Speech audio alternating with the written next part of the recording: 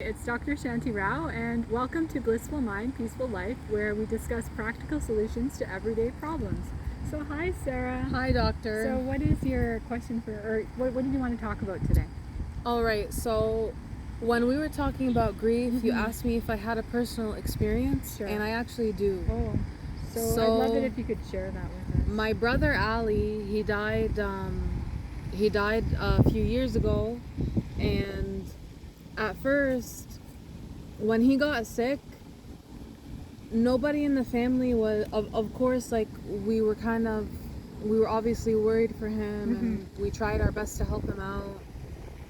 And when he got sick and he went into a coma, we wanted to have, like, hope that he was gonna still, like, get through it, right? Yeah. But then came the time, like, we realized, things aren't looking so great. And then came the day, like, the day that he died, and I just had this horrible feeling before anyone told me anything. Yeah. I just could not stop crying, and I knew something bad had happened, and I didn't want to admit it to myself. Like, I knew I had a feeling that he was gone, but I just didn't want to admit it to myself, because I thought if I admitted it to myself that I'd giving up on him.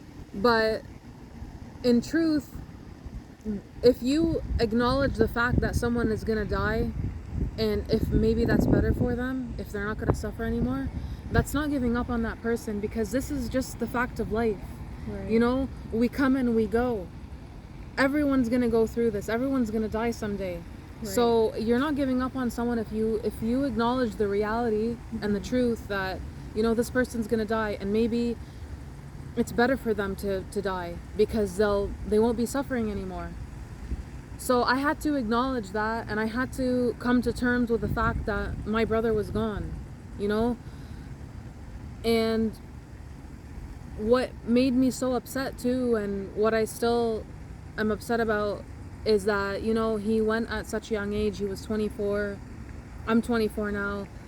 I didn't have much time to, like, grow with him and see all of the things that he could have done in life, like get married and have children. But I do remember all of the wonderful things that he left. He was very compassionate. He was very kind. He was generous. He was understanding. He was a very easygoing person, and he was the type of person who would laugh. Like, if you were freaking out over something, like, very small and insignificant, he would be, like, the type of person, he'd laugh and be like, oh, you're worrying over nothing, and he was right most of the time. And he had a really great sense of humor. He made fun of everyone. He poked fun at himself. He knew how to laugh. He made everyone smile. That's what he loved to do. And all of those good things, that's what I try to remember about him. I don't think about the fact that he died. Like, it's not a bad thing. What I think about is that I got an opportunity to have him in my life, and I learned from him, and so many good things. And I know this might sound bad, but good things came from his death, because we all learned, my family and his fiance, like, she learned we learned how to appreciate life more. Right. We appreciated him more. We started to, like, appreciate all of the really great things that he did. And not that we didn't appreciate him when he was alive, but we just saw it even more when he was gone. But we learned to appreciate life, and we learned to appreciate the fact that it's okay for him to be gone, because he lives on through our memory, right? And we always remember him. We bring him up all the time. And the thing is, if we truly are compassionate, if we truly love him, we wouldn't want him to be alive and be suffering.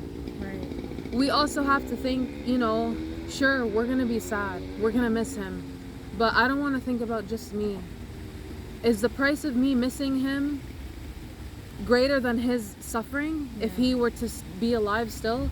Because I know that if he were to be alive, and he would have likely been paralyzed, and I know that he would be so uncomfortable, and he would feel like a burden on his family if he were alive, and he'd be suffering, because he loved life. He was active. He loved to go out and have fun and explore. and he would not be happy being in a wheelchair, being paralyzed, and having someone take care of him. He would feel like a burden. Yeah. And if peace comes with his death, then that makes me happy. I don't want to be selfish and say I want him to be alive because I don't want to miss him. So that's where the compassion comes in. I learned how to be more compassionate, and then I can also understand how other people feel. It makes me aware of other people's pain, and it makes me feel so much more appreciative of life, and I can understand more, like I can understand people more where they're coming from, because I really felt that deep grief and I know what pain feels like. So it makes me it opens my heart, opens my eyes to the experiences that so many people have had. And I'm grateful for that. I'm not saying that his dying was a good thing, but so many good things came of it. Like his partner, she was not on the best track in life, and because of his death, her whole life changed, and she wanted to live a good life, and she changed her life for the better. We learned how to live a better life. We were more appreciative, we're more thankful.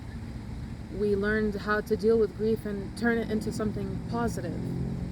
So I don't think of his death as being a bad thing. Sure, it's painful, and I still miss him, and I love him, and of course I didn't wish that. If I could have learned all these lessons without him having to die, like, sure, but if that's what it takes, then I accept it. And I'm happy at least that I had him in my life. And I'm just happy that for those 24 years I got to live with him. It's better 24 years than no years. So that's how I think of it. Before I let the grief like destroy me, and a lot of my life, like I was just sad and crying all the time, and I couldn't handle the pain, and my life kind of like was on hold for a little bit. But I realized, I don't want to live like this forever, and this is not helping me or helping other people. I don't want to be a burden on anyone, and I want to do good in my community and for the world. I'm not being helpful when I just sit and cry all the time, I wanted to make an effort, to be a better person, and I learned that grief helped me with that. I had to take all the bad things and I had to change my perspective. It's all about your perspective. It's all about how you look at things. You can go through horrible experiences and still come out winning on the other side. It's all about your perspective. It's all about how you want to look at it. And it's about whether or not you're willing to, make an effort to see the good. Absolutely. So what she's explained is, it's a beautiful story of transformation, where we are given something really bitter, very hard to swallow, very difficult. And she worked on herself, on her own mind and her understanding, and she expanded her heart and expanded her love to include all beings. And so she transformed this pain and sadness into compassion and healing. And that's what is really important in this journey of life and in grief, that we cannot remain stuck. We're going to be given a lot of things that we don't like, and she's shown you how we can turn grief into gratitude and compassion, and we can make it. And that's what Ali would have wanted. Ali was a really compassionate, kind person, and he would have liked to see his sister transform all these negative things into something beautiful and positive. And he would be very proud of you.